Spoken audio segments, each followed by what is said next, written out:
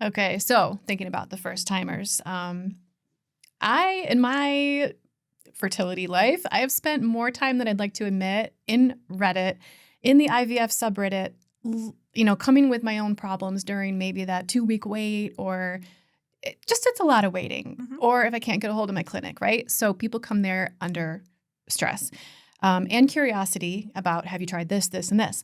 So I've seen a lot of questions about acupuncture.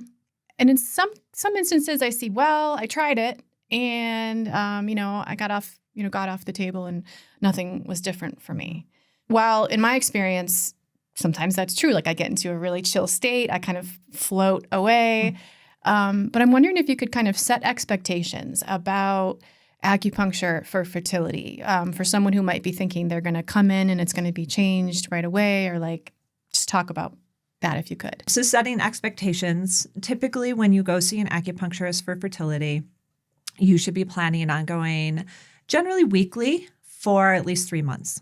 And there's a variety of reasons for that we'll talk about. If somebody isn't ovulating at all, maybe has been diagnosed with like premature ovarian insufficiency, something like that, you might be going more often than once a week initially. But generally once a week for 3 months is a basic general guideline. And part of the reason for that is that eggs mature in 3-month cycles. And so to go from not mature to the egg that becomes a dominant follicle and gets ovulated is about 3 months. And so that is the window that you are really supporting egg quality and optimizing egg quality.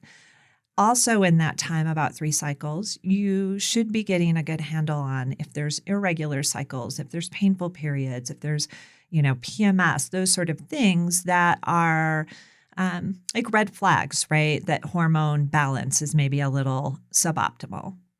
And so in those 3 months, that's really the time that you're making sure that everything is running beautifully and that eggs are getting all of the nutrients, all of the blood flow, all the oxygen they need to be their best little egg selves.